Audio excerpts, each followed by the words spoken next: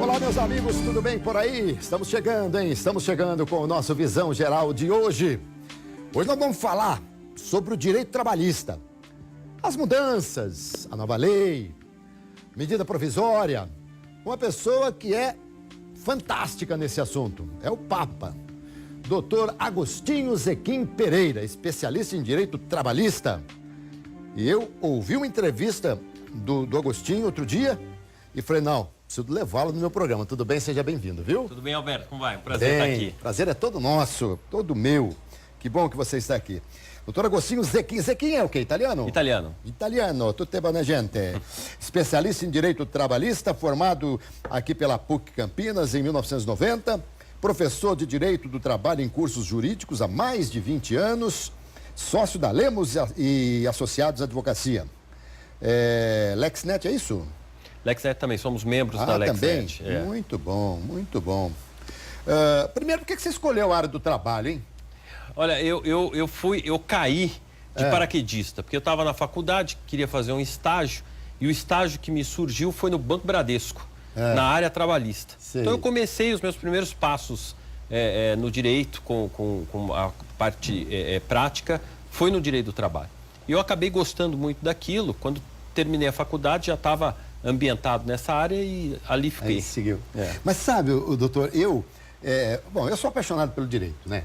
Eu deveria ter feito direito, gostaria muito. Aliás, meu pai sempre dizia, mesmo que você não vá atuar na área, faça direito, é importante demais. Mas o que me fascinava era assistir aos tribunais de júri. Coisa linda, eu adorava, eu via aquilo. Claro, a gente fala adorava, né? Toda vez que você vai lá porque alguma tragédia aconteceu e tal. Mas eu percebia a perspicácia, a forma como a defesa fazia, como a promotoria agia, e isso aí me fascinava muito. Talvez, se eu fosse advogado, optasse aí pelo crime. E olha, é uma coisa interessante que você abordou, porque todo estudante de direito se apaixona pelo direito penal justamente pelo tribunal do júri. Que é uma coisa que tem muita pompa, você vê aquela atuação verdadeira do advogado. Na prática não é tão bonito assim, mas é uma coisa apaixonante. Verdade, verdade. Às vezes eu começo a pensar o seguinte, não faz parte do tema aqui da nossa entrevista, mas é sempre bom ouvir a opinião de uma pessoa tão abalizada quanto o senhor. Aí, Agostinho, eu pensava o seguinte, na política e no tribunal, a política e o tribunal do júri, para mim, tem coisas muito, muito parecidas. No tribunal vence aquele que tem maior poder de argumentação e na política vence aquele que tem o melhor marqueteiro. É mais ou menos assim o negócio, não é? Exatamente isso. Tribunal do júri é muito mais o poder de argumentar e menos a parte técnica. Às vezes você vê um advogado criminalista se sair muito bem no tribunal do júri e se sai até melhor do que um advogado que tem uma técnica melhor, mas ele não tem aquele jogo de cintura necessário para o júri. Às vezes o advogado fala tão bem que aí o réu se levanta e fala assim, doutor, não sou tudo isso que você está falando, não. Vamos lá, vamos falar então aqui do direito trabalhista. Aliás, a medida provisória 808/2017, agora publicada em 14 de novembro, na sua opinião, nada mais é do que a segunda etapa da reformulação das leis trabalhistas. Então explica pra gente o que vem a ser e qual a sua avaliação efetiva sobre ela. Tá. Alberto, desde que estávamos discutindo a reforma trabalhista, a Lei 3.467, já havia uma promessa do presidente Michel Temer de editar uma medida provisória modificando alguns aspectos que eram bastante polêmicos da reforma trabalhista. Isso foi uma questão estratégica, porque o chefe do Executivo, o presidente da República, ele teria o poder de vetar os artigos que eventualmente ele discordasse. Mas se ele veta, essa matéria tem que voltar para o Congresso, e isso demora muito.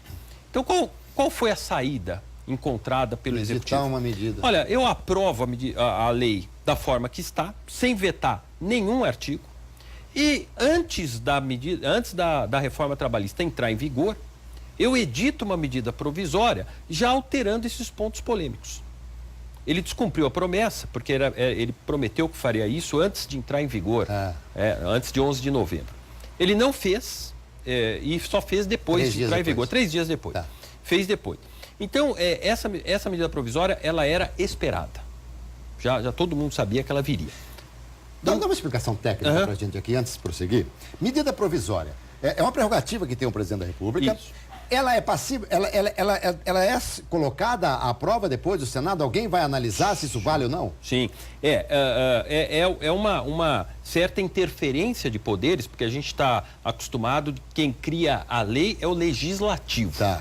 Mas o poder executivo, ele pode, entre aspas, criar a lei. É a medida provisória. Ela tem força de lei, é de iniciativa do executivo, mas ela tem que ser aprovada pelo Congresso Nacional. Tá. Então, ela, a partir do momento que a medida provisória é criada e é publicada no Diário Oficial, ela já está valendo. Só que agora ela vai para o Congresso tem 60 dias para votar, prorrogável por mais 60 dias. São aceitas emendas na medida provisória. Tá. E, aliás, é interessante até, Alberto, porque esse assunto bateu o recorde do Congresso Nacional de emendas.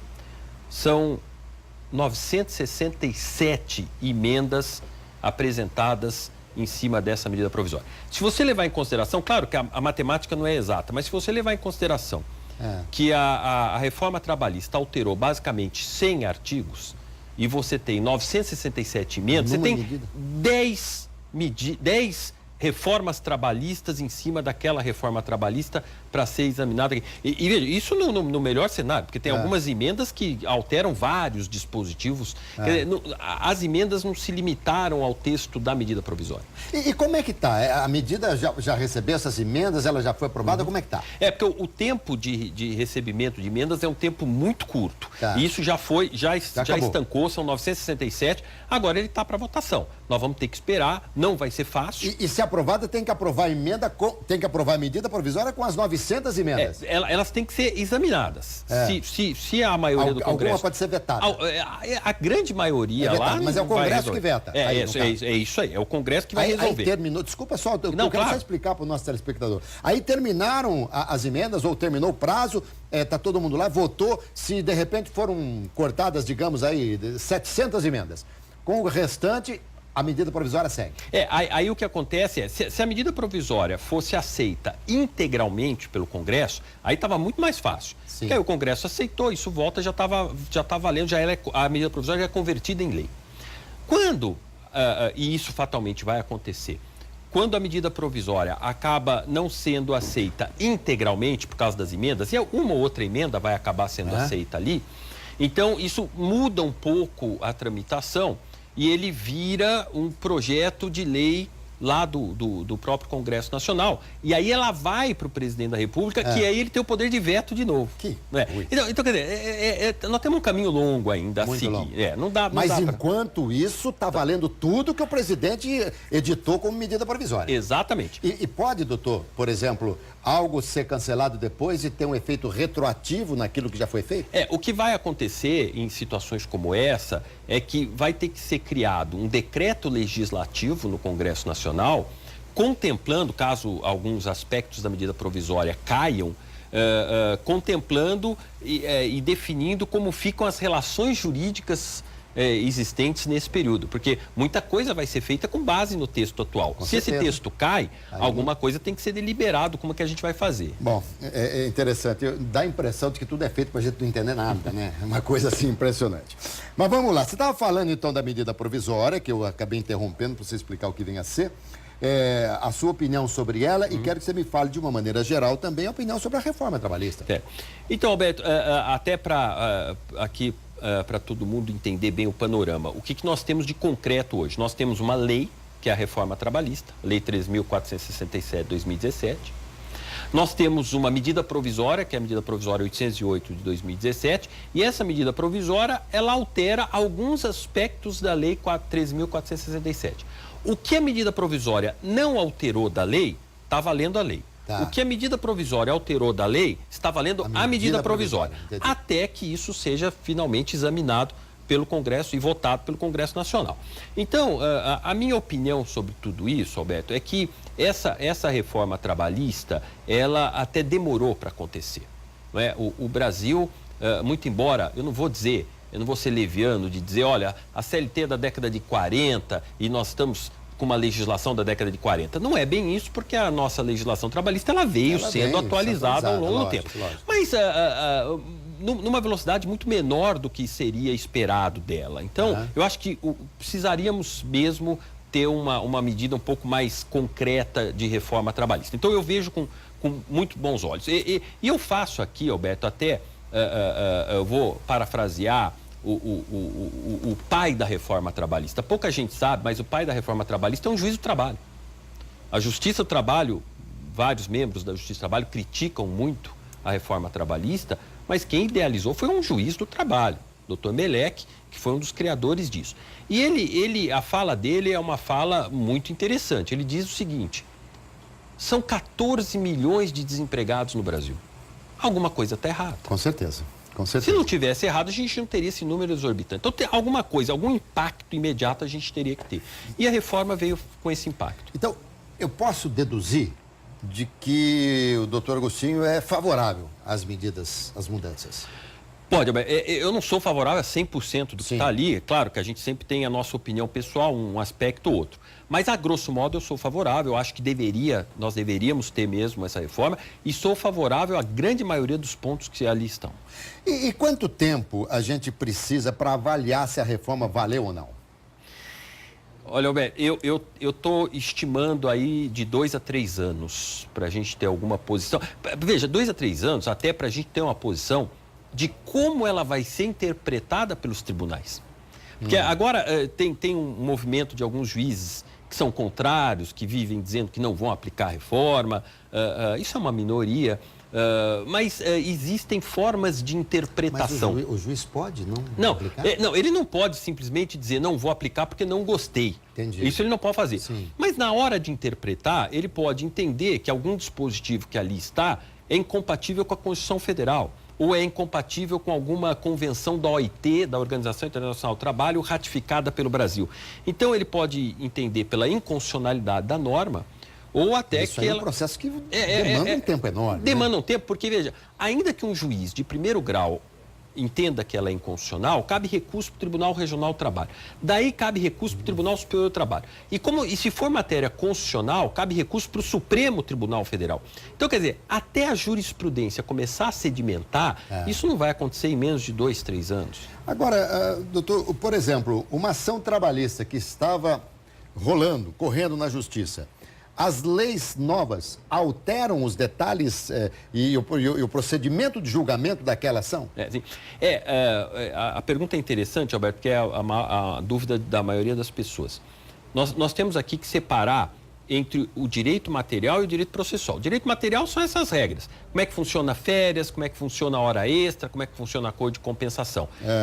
Muito disso foi alterado com a reforma trabalhista. O que a jurisprudência deve seguir? Qual é o caminho que a jurisprudência deve seguir?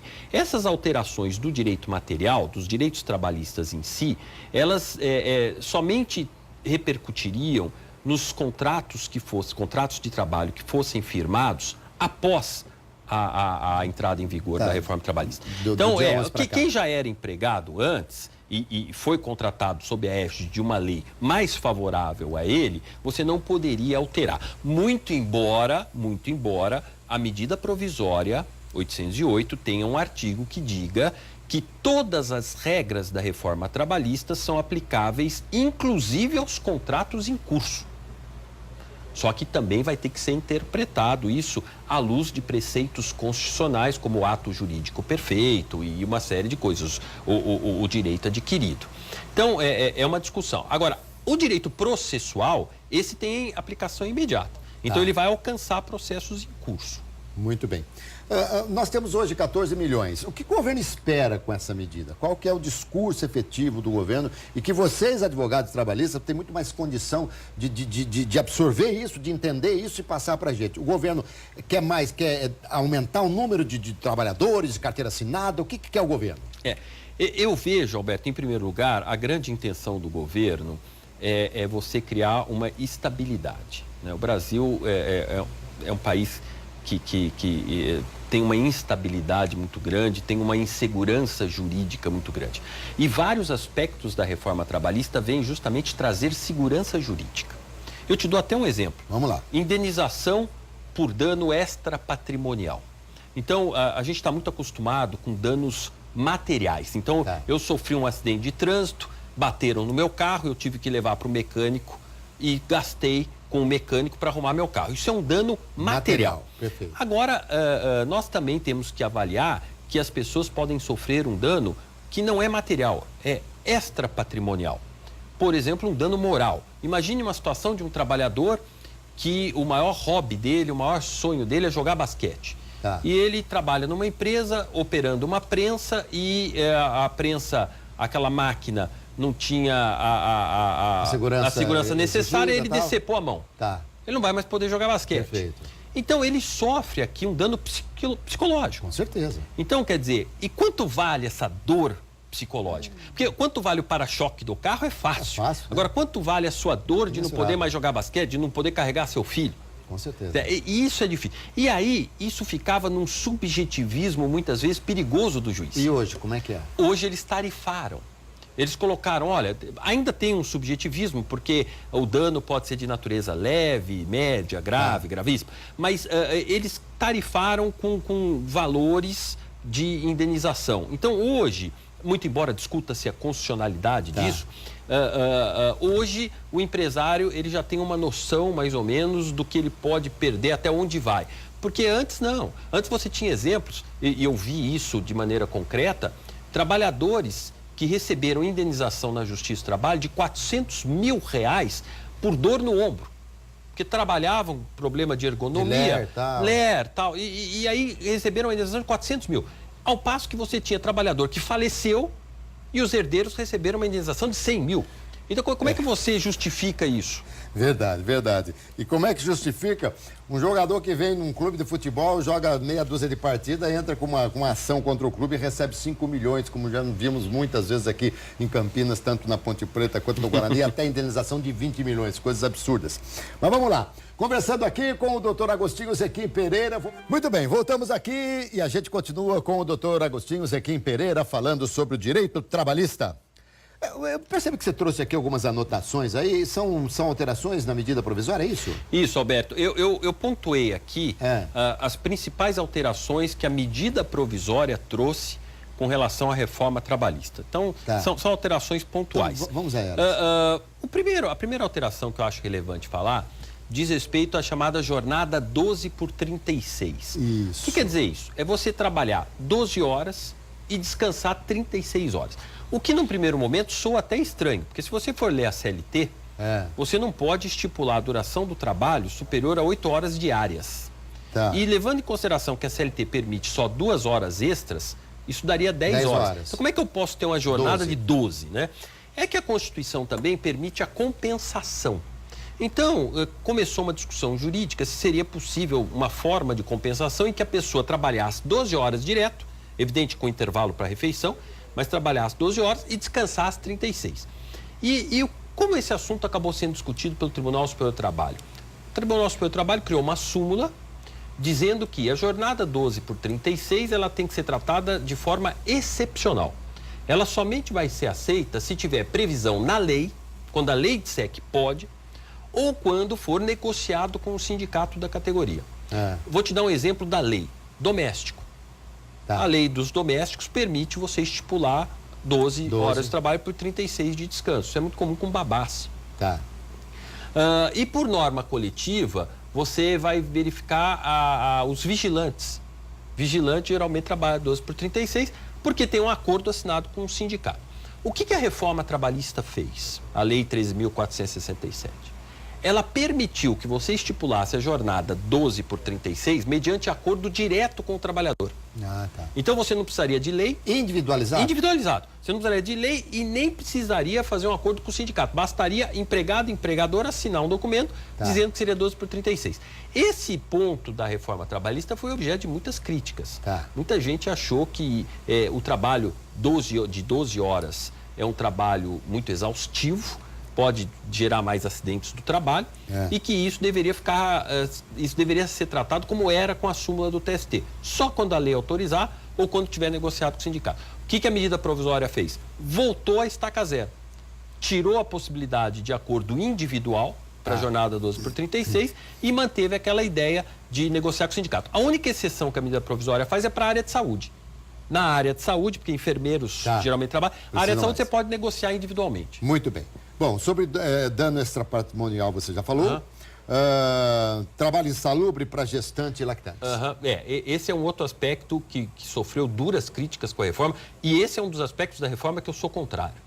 E é até curioso, porque no intervalo de 1 ano e meio, nós tivemos 3 textos diferentes sobre esse assunto. Nós tivemos em 2016, no ano passado, uma primeira lei que era muito simples, dizia basicamente que gestantes e lactantes não podem trabalhar em áreas consideradas insalubres. A área insalubre é aquela área que tem algum agente químico, físico ou biológico que possa causar dano à saúde do trabalhador. Perfeito. Então, imagine uma mulher que trabalha num ambiente com muito ruído, ou com muita poeira, ou com muito calor, que é considerado insalubre. Essa mulher, se ela fosse gestante, ela teria que ser afastada. Eu não digo ficar em casa. Ela teria que sair da área insalubre e ser deslocada para uma área salubre. Perfeito. Não é? Então a lei dizia isso, gestante e lactante não pode trabalhar em área insalubre. E a medida? Tem que ser deslocada. Aí veio a lei, a reforma trabalhista, mudou e disse o seguinte, olha, a gestante, ela só vai ser afastada imediatamente da área insalubre se for insalubridade em grau máximo. Porque a insalubridade tem grau máximo, médio e mínimo. Se for uma insalubridade em grau máximo, tudo bem, ela vai ser afastada. Se a insalubridade for em grau médio ou mínimo, aí ela só vai ser afastada se ela levar um atestado do médico dizendo que ela não poderia trabalhar lá. Mesmo no grau mínimo e tal. Médio e mínimo ela teria que levar esse documento. Atestado. Perfeito. E a lactante, ela só seria afastada do trabalho insalubre se ela levasse em qualquer grau, ela teria que levar o atestado. Aí a medida provisória mexeu de novo nesse assunto e passou, e que é o que está valendo hoje, passou a dizer o seguinte, gestante tem que ser afastada de área insalubre em qualquer grau. Qualquer grau, mínimo, médio e máximo. Mínimo, médio e máximo. Agora, se o grau for médio ou mínimo, ela até poderá trabalhar em área insalubre, desde que, aí muda de figura, ela leve uma declaração de um atestado dizendo que ela pode. Antes ela tinha que levar um atestado dizendo que não pode. Agora, se ela levar um atestado... Agora, nenhum, veja, não digo nenhum, mas a grande maioria dos médicos não vai arriscar. Lógico. Depois ocorre um problema com o bebê, não vai fazer isso. Não é? E a gestante... a lactante. Com a lactante. Aí a lactante a gente mantém aquela ideia de que ela teria que levar o atestado em qualquer circunstância. Em qualquer circunstância. Isso é o que está valendo hoje. Isso é o que está valendo hoje, até que sejam votadas todas as emendas e seja modificado de novo. Mas que interessante, uma hora você tem que provar que você não pode, outra hora você tem que provar que você pode. Exatamente. Muito bem. O que seria o trabalho intermitente? O trabalho intermitente, a meu ver, é um dos grandes avanços da reforma trabalhista e, ao mesmo tempo, é um dos pontos de maior crítica. Não é? O que vem a ser, Alberto, trabalho intermitente? É você ter um empregado que você vai pagar o salário de acordo com as horas que ele trabalhar para você. Então, ele é contratado, carteira assinada, é empregado, mas se você não precisar do trabalho essa semana, você não o convoca. Se semana que vem você precisar do trabalho dele num dia, você convoca com antecedência. Ele pode aceitar ou não. Ele tem a faculdade de aceitar ou não. Aí ele vai trabalhar e você paga pelas horas que ele trabalhou. Isso tudo registrado. Registrado, ele é empregado. Agora, quando ele vai, por exemplo, eu necessito do trabalho dele um dia. Quando ele sai da casa dele, ele já está ganhando, porque ele conta como trabalho ou não? Não conta. Isso é só quando ele se apresenta ao posto de trabalho. Aliás, isso também foi alterado com a reforma trabalhista. A gente tinha um instituto que chamava horas in itinere, horas de percurso, que caiu com a reforma trabalhista. Então, ele só vai receber a partir da efetiva ocupação do posto de trabalho. E o doutor é a favor ou contra isso? Eu sou muito a favor do trabalho intermitente e eu vou explicar por quê, Alberto. Existem certas atividades que a lei trabalhista nunca forneceu uma saída legal para aquilo. E eu vou te dar um exemplo. Imagine um buffet infantil. Você tem um buffet infantil com 5 monitores. São 5 empregados. Que dá conta de uma festa para 60 convidados. Aí, de repente, uma família quer fazer uma festa para o filho com 120 convidados. O dobro. Eles não têm um número suficiente de monitores. Vai precisar. Como que isso é feito na prática?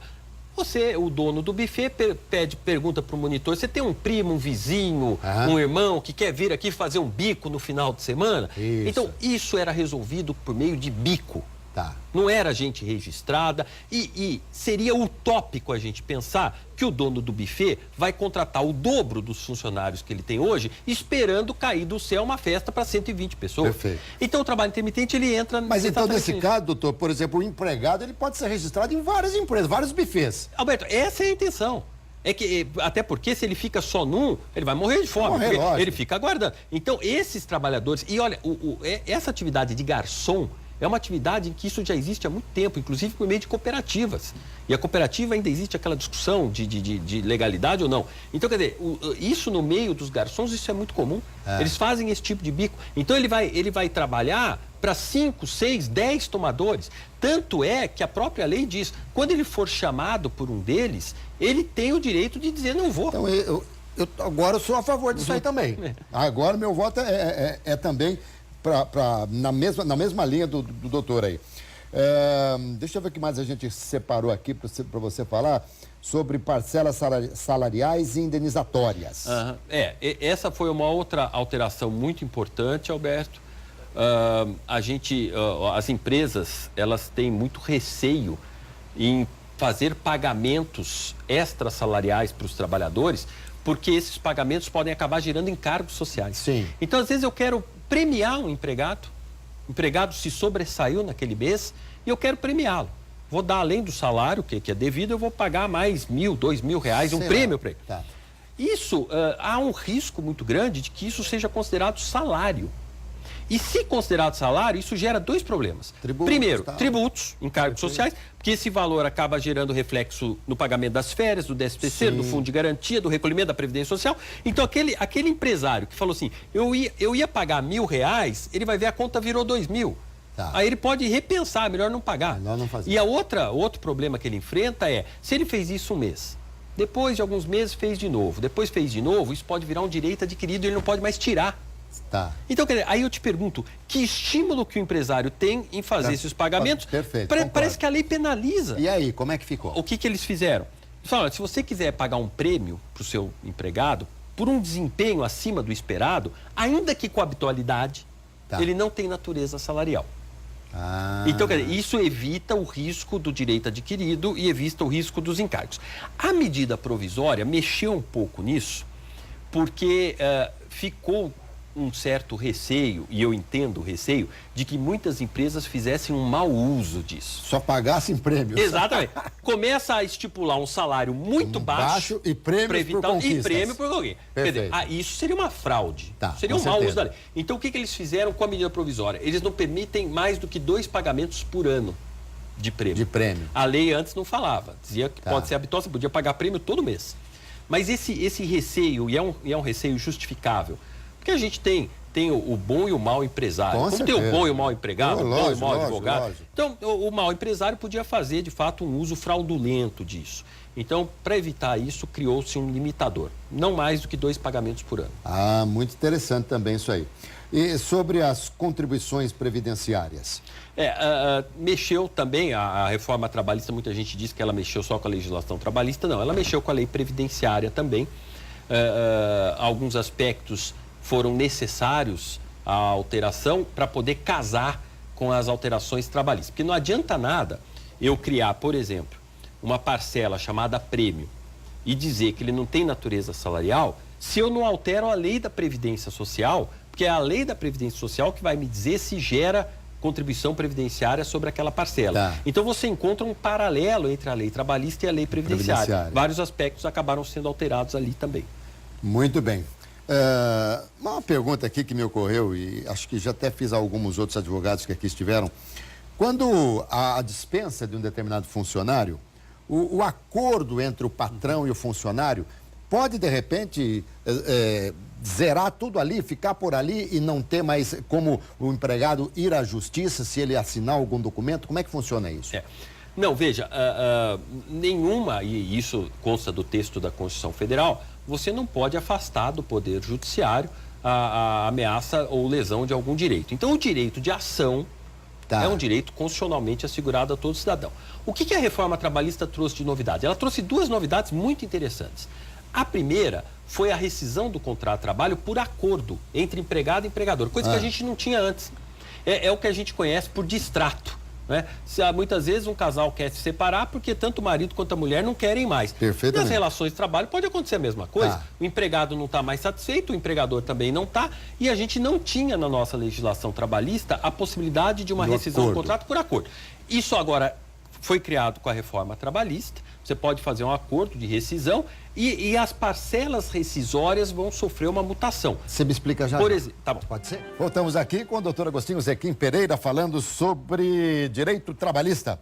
Doutor, a gente interrompeu aqui, nós fomos para o intervalo quando estava falando sobre o acordo na empresa. Isso, Alberto, é uma novidade da reforma trabalhista, muito interessante, porque às vezes o empregado e o empregador, ambos querem encerrar aquele contrato de trabalho. E a gente não tinha na legislação trabalhista uma saída clara para isso. Hoje tem. Então, se o contrato de trabalho se encerrar por acordo entre empregado e empregador, esse empregado vai receber metade do valor do aviso prévio, se for aviso prévio indenizado, 50% do valor. Tá. Ele vai receber 50% da multa do FGTS, aquela multa que é de 40%, ele vai receber 20% de depósito. Vai poder sacar até 80% do FGTS que ele tem lá. E o resto das verbas rescisórias vão ser pagas regularmente pelo seu valor integral. Só que ele não vai ser beneficiário do seguro-desemprego. Né? Porque ele também, por acordo não teria. Por acordo ele não tem seguro-desemprego. Entendi. Mas é interessante para atender muitas vezes aquele trabalhador que quer sair porque vai trabalhar em outro lugar, porque vai mudar de estado e tal. E às vezes é melhor esse acordo do que pedir demissão. Porque ninguém vai fazer um acordo para não trabalhar mais. Para não trabalhar, para ficar em casa só. Exatamente, não tem sentido. Só se ele ligou aqui e ganhou o prêmio. Senão, pois é, aí doutor, por exemplo, você me disse que não tem esse negócio. Todo mundo tem o direito de ir para a justiça, é o direito é constitucional de cada cidadão. Agora, em circunstância nenhuma ele fica, quando há um acordo extrajudicial, como é que é feito isso? Sim. Alberto, essa é uma outra novidade da reforma trabalhista muito interessante, que é a possibilidade de acordos extrajudiciais. Porque como que é o panorama atual? Nenhuma empresa bem assessorada juridicamente aceita fazer um acordo com o trabalhador fora da Justiça do Trabalho. Porque não tem validade. Às vezes o trabalhador fala, olha, você está me mandando embora, mas você está me devendo 20 mil reais de horas extras que eu fiz um controle aqui, eu acho que você tem 20 mil para me pagar. A empresa fala assim, olha, eu não acho que é tudo isso, mas eu te pago 10 mil para a gente fazer um acordo. Você pode fazer o melhor termo de acordo do mundo. Ele pode receber os 10 mil, no dia seguinte ele pode ir à Justiça do Trabalho e cobrar os outros 10. Entendi. Ele pode fazer isso. Cobrar os outros 10, não, cobrar os 20. É que para evitar o enriquecimento sem causa, o juiz deveria abater esses 10 mil que ele recebeu do mesmo título. Agora, de qualquer forma, esses acordos extrajudiciais eles não tinham validade, então as empresas não se sentiam estimuladas a fazer.